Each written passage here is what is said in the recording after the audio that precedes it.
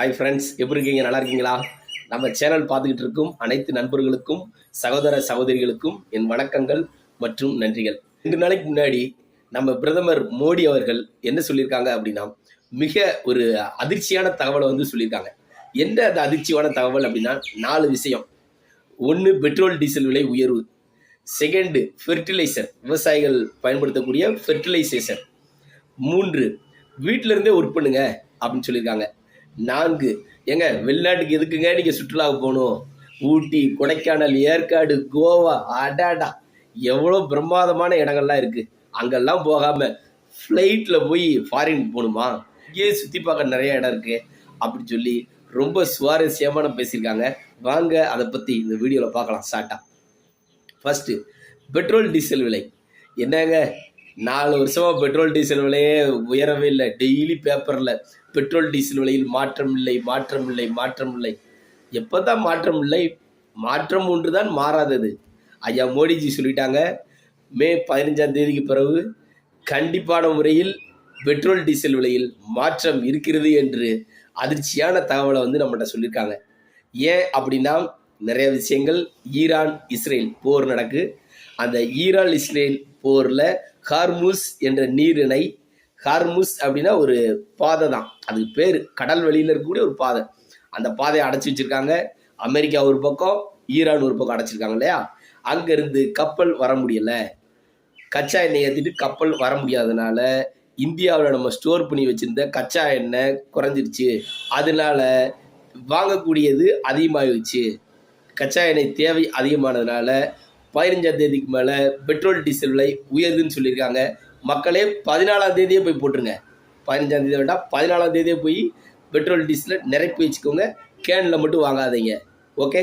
Second, தங்கம். தங்கத்தை நாங்கள் வெளிநாட்டில் இருந்தாங்க வாங்கிட்டு இருக்கோம். அதனால டெய்லி உயர்ந்துக்கிட்டு இருக்கு தங்க விலை. அதை நம்ம குறைக்கணும்னா என்ன செய்யணும்னா, மக்களாகிய நாம் அதை வாங்காதீங்க அப்படின்னு சொல்லியிருக்காங்க. தங்கத்தில் முதலீடு பண்ணாதீங்கன்னு சொல்லியிருக்காங்க. தங்கத்தை அதிகமாக வாங்கி சேமிக்காதீங்கன்னு சொல்லியிருக்காங்க. அது இன்றைய காலகட்டத்தில் சாத்தியமா? இன்னைக்கு ஒரு கல்யாண காட்சி நடத்தணும்னா எவ்வளோ நகைகள் தேவைப்படுது. ஒரு பொண்ணுக்கு 20 பவுன் நகை நமக்கு தேவைப்படுதுன்னா அது எங்கே போய் வாங்குறது? கடையில் தானே வாங்க முடியும். அதே மாதிரி பொண்ணுக்கு மட்டுமா, மாப்பிள்ளைக்கு பிரேஸ்லெட்டு, மோதிரம் இதெல்லாம் வாங்கணும்ல. பெருமை ஸ்டேஜில் வச்சு நம்ம போடுறோம் இல்லையா? அப்போ இதெல்லாம் எங்கே போய் வாங்குறது? ஆனால் மோடி அவர்கள் சொல்லியிருக்காங்க வாங்காதீங்கன்னு இருக்காங்க. சாத்தியமாயா இதெல்லாம்? 3வது, ஃபெர்டிலைசர், விவசாயிகள் பயன்படுத்தக்கூடிய உரம். விவசாயிகளுக்கு ரொம்ப பேரதிர்ச்சி. ஏன்? விவசாயம் பண்ணி நம்ம அதை அறுவடை பண்ணி அதை வெளிக்கொண்டு வர்ற அந்த பொருளுக்கு விலை இல்லை. தக்காளிலாம் பார்த்தீங்கன்னா 10 ரூபா 12 ரூபாய்க்கு விற்றுச்சு. நிறைய கீழே கொட்டினாங்க தக்காளி எல்லாம். சின்ன வெங்காயம் பாருங்க 20 ரூபா 30 ரூபாய்க்கெல்லாம் விற்றுச்சு. இப்போ தான் கொஞ்சம் உயர்ந்திருக்கு. அப்போ இது மாதிரி நிறையா பொருள் நம்ம சொல்லிகிட்டே போகலாம். விவசாயத்துக்கு தேவைப்படக்கூடிய அந்த ஃபெர்டிலைசரோட விலை இப்போ கூட இருக்குது. அப்போ இந்த ஃபெர்டிலைசர் நம்ம எங்கேருந்து வாங்கிட்டு இருக்கோம்? வெளிநாட்டிலேருந்து இம்போர்ட் பண்ணிக்கிட்டு இருக்கோம். அப்போ வெளிநாட்டிலேருந்து இம்போர்ட் பண்ண எந்த நாடு?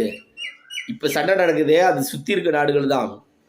Dubai, Qatar, Saudi, Oman, Bahrain, இந்த மாதிரி நாடுகள்ல இருந்தால் நமக்கு நிறையா ஃபெர்டிலைசர் வருது. அப்போ இப்போ அங்கேருந்து நம்ம இறக்குமதி பண்ணுறதுனால நமக்கு தேவைகள் அதிகமாக இருக்குது. அங்கேருந்து இறக்குமதி பண்ணுறது இப்போ கம்மியாயிடுச்சு. அப்போ ஃபெர்டிலைசரோட விலை அதிகமாக இருக்குது. அப்போ மோடிஜி என்ன சொல்லியிருக்காங்க? இயற்கை விவசாயத்தை கொண்டு வாங்க அப்படின்னு இருக்காங்க. இயற்கை விவசாயம்னா என்ன? ஆட்டுச்சாணம், மாட்டுச்சாணம், இதாங்கயா இயற்கை விவசாயம். இதுலேருந்து எவ்வளவோ வேப்ப எண்ணெய். மெயினாக வேப்ப எண்ணெயெல்லாம் ஒரு செடி பூச்சி அடிச்சிருக்கு அப்படின்னா அந்த வேப்ப எண்ணெய் தெளிச்சா போதும், சூப்பராக வளர ஆரம்பிச்சிடும். அப்போ இந்த மாதிரி இயற்கை உரங்களை ஃபாலோ பண்ணுங்க. இயற்கை உரங்களை வாங்கி பயன்படுத்துங்க. தெரிஞ்சு இந்த திருமங்கலத்து பக்கத்தில் பார்த்தீங்க, இந்த சுற்றுக்கட்டார கிராமங்கள்லாம் ஆட்டு சாணம் கொடைக்கானலுக்கு நிறையா டெய்லி வண்டி வண்டியாக போயிட்டு இருக்குங்க. அதே மாதிரி கேரளாவுக்கு நிறைய வண்டி வண்டியாக போய்கிட்டு இருக்கு. எதுக்கு? ஏன் அப்படின்னு, எதுக்கு அப்படின்னா அங்கே இந்த இயற்கை விவசாயத்தை கொஞ்சமாவது பண்ணுறாங்க. ஆனால் நம்ம மக்கள் அதை மறந்துட்டாங்க. இப்போ நாமும் இயற்கை விவசாயத்தை பயன்படுத்தி பொருட்களை விளைவித்து அந்த பொருட்களுக்கு நல்ல விலை கிடைத்தால் நாமும் இயற்கை விவசாயத்தை பயன்படுத்த போகிறோம். இன்றைக்கி நிறைய இடங்களில் இயற்கை விவசாயம் குறைஞ்சிச்சு. ஆனால் ஒரு சில இடங்களில் பண்ணுறாங்க. இயற்கையான முறையில் விளைவித்த அந்த பொருளுக்கு கண்டிப்பாக இன்னைக்கும் நல்ல விலை கிடைச்சிக்கிட்டு தான் இருக்கு. அப்ப மோடிஜி என்ன சொல்லியிருக்காங்கன்னா, இயற்கையான உரத்தை பயன்படுத்துங்க. ஆட்டுச்சாணம், மாட்டுச்சாணம், வேப்பெண்ணெய் இது மாதிரி நிறைய இருக்கு. இந்த மாதிரி இயற்கையான உரங்களை பயன்படுத்தி விவசாயம் செய்யுங்க அப்படின்னு சொல்லி நமக்கு சொல்லியிருக்காங்க. விவசாய தோழர்களுக்கு, விவசாய தோழர்களே, விவசாய நண்பர்களே, விவசாயம் செய்யும் கடவுள்களே, மோடிஜி அவர்கள் சொன்ன மாதிரி இயற்கையான முறையில் விவசாயம் செய்வோம், இயற்கையை காப்பாற்றுவோம், மண்வளத்தை பெருக்குவோம், இந்திய தாய்நாட்டை மென்மேலும் உயர்த்துவோம். ஜெய்ஹிந்த். விவசாயம் செழிக்கட்டும், தமிழ்நாடு வெல்லட்டும், இந்திய நாடு உயரட்டும். பாரத் மாதா கி ஜெய்.